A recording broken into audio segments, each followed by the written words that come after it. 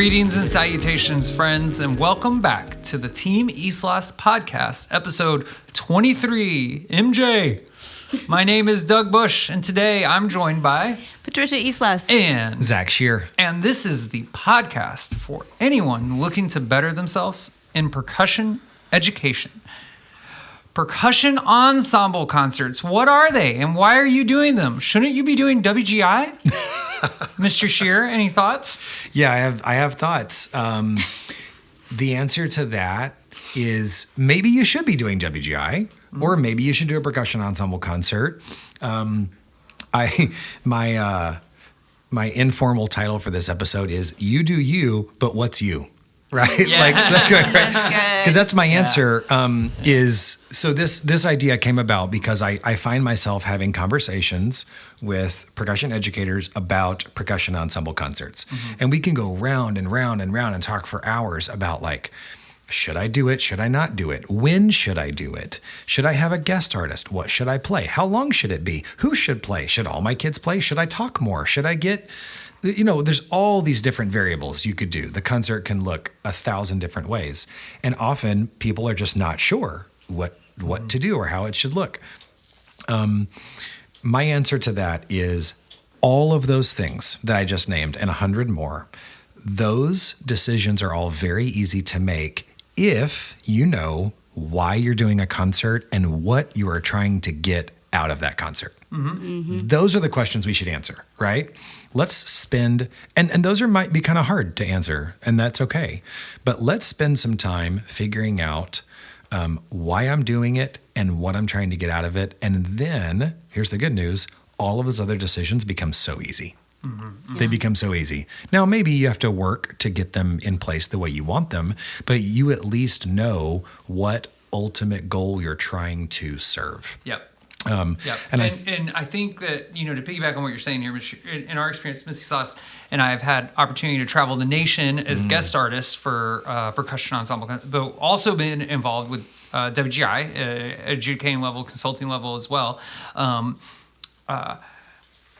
I would say that the most fulfilled, happiest directors that we have encountered are the ones who are doing the thing they want, not the thing they think they are supposed to do, quote unquote, or the thing that they think, other people expect them to do. Yeah, people expect them to do. Like those people tend to feel more stressed out and have less clear guidance as to where they're going, right? If you love painting props and putting props together and designing color palettes, then don't feel like you need to do this percussion ensemble. Like do the WGI thing, but also conversely, this might be a little early to get into it, but I want to shout out Jeremiah Jones, Brazoswood High School. Like his percussion ensemble concerts are tailored to like they do full, like legit jazz band level arrangements of Jacob Collier stuff. Kids are playing drum sets. Sometimes he's sitting on a drum set. He brings in guest artists that aren't percussionists, like saxophone players, other bass players, right? It is a big production. There's lights. There's lots of great videos of this online, by the way. Lights, sometimes fog machine, like it's a concert. It's a hype. And so instead of more like the legitimate, like, we got to go win the collegiate percussion ensemble contest or whatever, it's more like, I want to put on a concert. And this is music that Mr. Jones personally is very passionate about. And I think that that's a key because, I've sometimes been in the room with these design meetings for band shows and stuff like that, where the band director or assistant director say, I'd really love to do this music, but I don't think that the kids would appreciate it, the modern kids or this or this or that. And it's like, I always think to myself, well, if you love the music, you will teach it better. Yep. And the students will then gain more, of an understanding, and they will appreciate and love it. I remember with you, Mr. Shear, this is one of the first times, if ever, this had ever happened in the entirety of my career. It was one of the very first times I came out to Coppell. You guys had just played at PASIC, right? We were moving to drumline stuff, and you and I went to your office. It's one of the very first times there. I was one of the first times helping. We had just done a snare sectional. And the snare came in the office, and he was like, Mr. Shear, did you see this ensemble video that TCU just posted? I would love to do this for Purely Rhythmic. And I was just shocked to my core, like, bro, go play some flam drags. What are you talking about? Percussion ensemble that TCU recorded? Like, and you were like, oh, that's a great idea. You literally pulled up a document where you had a list of pieces and you added it like right there, and the kid smiled and left the room. I was just like, where am I? Like, I had not experienced something like that. But clearly I was at a place where the director had decided what he wanted to do, and it was something he truly believed in, and had communicated it to the students, and now they believed in it. They wanted to be a part of it. Yeah, that it's because that authentic love for something is contagious. Yeah. Yes. And they might not understand it yet. No. Because they haven't experienced it Yeah. how you've experienced it. But they can feel your excitement about it. Yeah. And they want to be part of that. That's right. And like we've all experienced this probably in things outside of music. Like you guys have experienced it with martial arts, right? Or whatever. It could be gardening or anything that like, there's probably been something for all of us outside of music when we've been exposed to someone else's like genuine, contagious love or passion for that thing. And we're like, oh, that is pretty cool. That's Like I get it. I can appreciate it. I get it. Yeah. Yeah. And actually, Mr. Bush, it's funny. Wow, we're getting old here. But some of those same students I got to see this past year because they came to Lone Star. To which, if you're not from Texas, it's a big drumline contest. So some of those students had competed at this contest 10 years ago, and then a lot of them came back to watch Capel this year, and I saw them and talked to some of them afterwards, and some of them who have not probably held a pair of drumsticks in about 10 years, right? Yeah. Were telling me, they were like, yeah, sometimes I still pull up like percussion ensemble music and I listen to whatever it is, or a marimba solo. Like I think one of them we were talking about Process of Invention, which is a Christopher Dean piece, and like they were just like, I still just love this music, and it's like, because at some point they kind of caught the bug of actually appreciating this thing. Yeah, I mean, isn't that the point of what we do? That's the point of what we do, yes. But it is so easy to get caught up in doing what you think you're supposed to do, So one thing I know that was very eye-opening and very encouraging for me early on when I didn't know the answers to these questions, right? Okay, here's, I'm early in my career and I'm going to do a percussion ensemble concert, but why and what am I trying to get out of it? I don't know, right? Well, I mean, gosh, I would need fingers and toes to count how many percussion ensemble concerts I went to at other schools. Yeah. Right? So way opposite ends of the spectrum. I can think of going to, Evan Blackard's concert at Richland way back in the day. And it's like, man, he's got great. I mean, but like kind of wild. And like wires involved. 2-night event. 2-night, yes. We're doing event. multiple event, the multiple dance team is involved. The theater, dance, involved. Yeah. I don't know if there's like a storyline to it. Yeah, like I remember I went one year and it was like the beginning was like, and it was like aliens had landed on Earth or something, and then they're playing like a Metallica chart, but there's someone singing and like dancing and right? So awesome. I mean, I remember, I don't know if it's the same one, but I remember seeing one where there was like a Bjork song and I was so tickled. Yeah. Oh my gosh, who even knows who Bjork is? And they're doing this percussion. That's so cool. Right. Like so, and like very produced. Yeah. Like, right. And they are doing their thing. Kids are clearly very bought into it. Yeah. Okay. And then the very next night, I'm going to Marcus High School and I'm watching Ken and Wiley's concert. Level of playing, like nothing I'd ever seen before. Honestly, like jaw on the floor. Doesn't get better at high school. It does not get better than that level of like touch and tone and oh my gosh, and the literature they're playing. Yeah, I mean, incredible. Top collegiate level. Oh, sure. Yeah, top collegiate level for sure. But like no level of production like I just saw at the Richland concert. Like clearly it's just and both amazing, but very, very different. I think at the Marcus concert the lights just stayed on the whole time. It was just like, Mr. Wiley's like, all right, we're gonna change pieces now. We'll be back with you in a minute. Yeah. If he even said that. But it was okay. Like everybody in the audience at both concerts, everybody in the audience totally got it. Yeah. And I was able as a young teacher to go like, oh wow, I kind of see two different things here. And as you were talking, Mr. Bush, I was also also thinking, actually at PASIC this year, I think this was on display at the collegiate level with TCU and UNT. Very different concerts, right? I think of TCU, I think of the TCU Percussion Orchestra. I can envision them on stage. I can see the setup and I can hear the sound of what that like generally sounds like. And then there was Dave Hall with UNT doing something very different. But both of those were packed houses. Both of them I heard very great things about, right? So, I tried to think, all right, for me, what did I develop as the answers to these two questions? And hopefully these are things that could just help you. So if I'm asking myself, why was I, Zach Shear, doing a concert and what was I trying to achieve? I just made a short list. I was trying to play challenging, fun, primarily chamber music that I liked in a non-competitive environment. And I don't think it's like you touched on earlier. I think it's good to play stuff that you like. Yes. That's contagious to the kids. There's nothing wrong with that. I was trying to spend one night spreading as much positive percussion propaganda as I could. And I use that word all the time. Like I get one night a year, right? The band's got 50 concerts and they got whatever. That's great. I get one night a year to convince these kids and parents and administrators and whoever I can get to the concert that being a part of the percussion program is the best thing you can possibly do. So there were a lot of decisions that came downstream of that.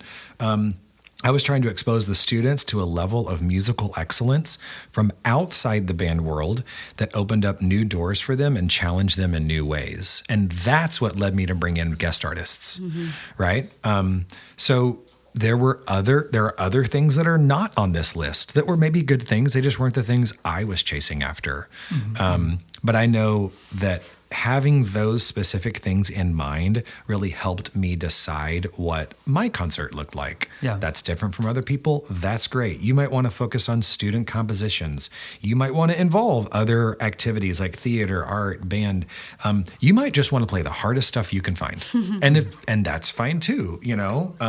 You might want to, I know some people are like, I really want to give every kid a chance to play on their non-primary instrument. So if you were a snare drummer, I want you to play marimba. If you were a marimba, okay, fine. If you want to do that, that's great. But like actually consciously make these decisions. Yes. Yeah. If you're, to piggyback in there, if you're a fan of the Player's Guide, one of the elements of it that we're really proud of is having those composition corners and the idea of music being a language, and to understand a language, you have to be able to read it, write it, and speak it. And I think one of mine and Miss Islas' favorite elements of the Capel percussion concert for years now is that it regularly showcases multiple student compositions. And this is so powerful for multiple reasons. Number one, there's so many now that we can't do them all. Like they have to like kind of submit to the director and then he can only pick certain ones.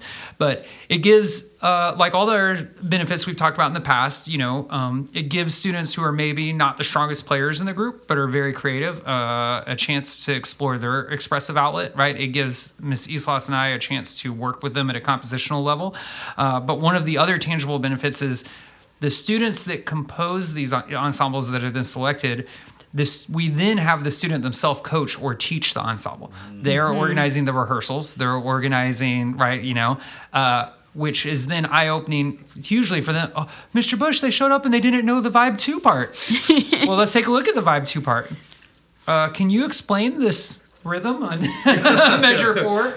Not really. It's a 13 baked inside a 7 starting on the end of 3. Can you play this rhythm? It's out of the range of the notes on the vibraphone. Yeah, it doesn't fit on vibraphone. Oh man, but MuseScore sounded great when it played it back to me, right? Yeah. So there's like so many wins that come through this process. Like the investment from the student, the teaching element, the organizational element, bringing it to life. And of course, we're not sending them out. This isn't a tribal thing. Go out into the woods, hunt a wolf, and come back, and now you're a man, right? You know what I mean? Like we're there through the process, right? We're coming in, we're checking with them. What's your plan for this rehearsal? Right? What are you going to do first? And checking in. Yeah, exactly. But Yeah, I know. For I'm sure Mr. Bush could agree to this. But as a composer or arranger that in some very fortunate circumstances gets the chance to get to know the players and work with the players, it's really rewarding to get to see people that take really good care of music that you've written.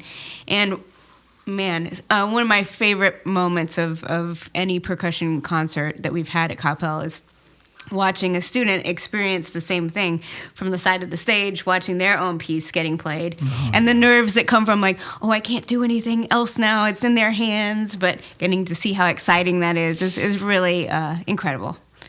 You know, I'll say one other thing, which is like sometimes as percussion educators, conflict isn't the right word, but I know in a previous episode we talked about like maybe negotiations with other band directors and how much time you're spending on percussion ensemble during concert season. Like sometimes these are conversations that happen. If you have a real clear purpose of your concert, I think that can help in these conversations, you know, and it can at least give you a place to go to.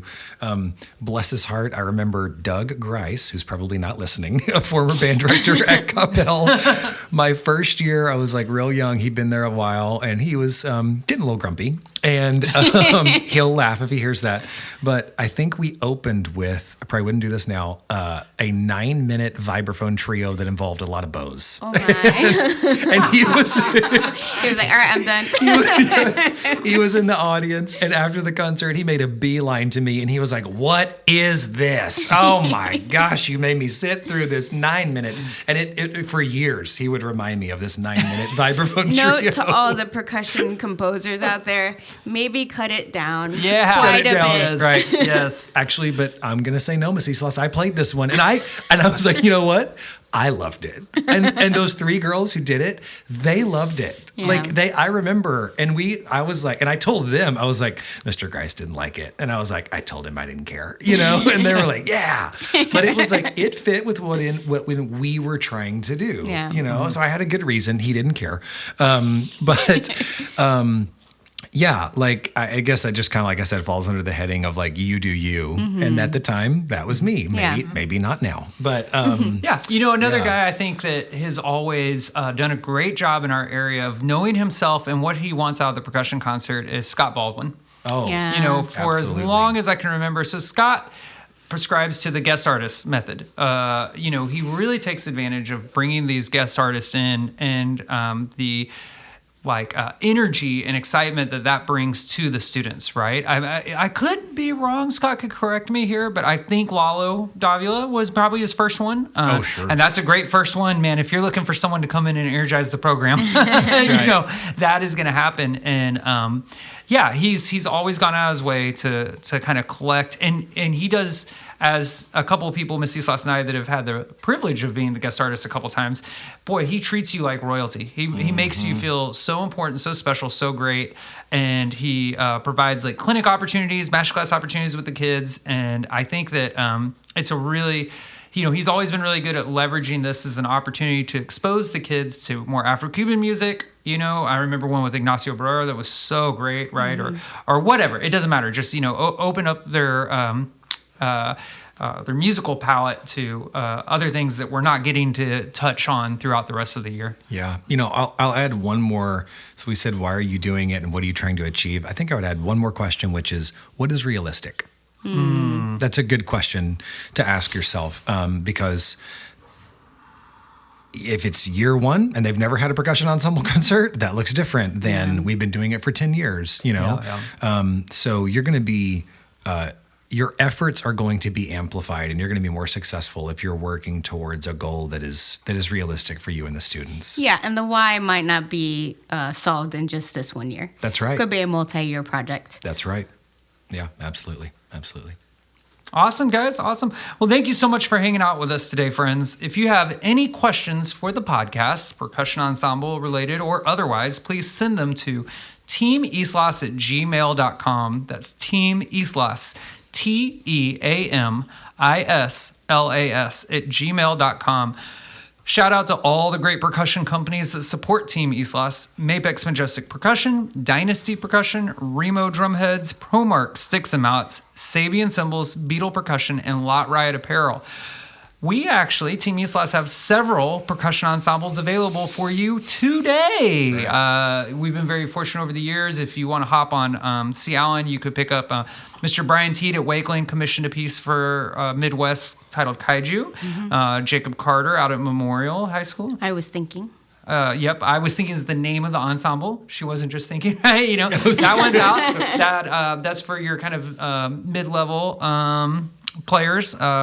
Is great. You come straight to the TeamIslas website. Miss Annie Chernow commissioned Hidden Amongst Fallen Leaves, which we played for Team EA and is available there. There's another ensemble, Clapocalypse, which is written for your bass line.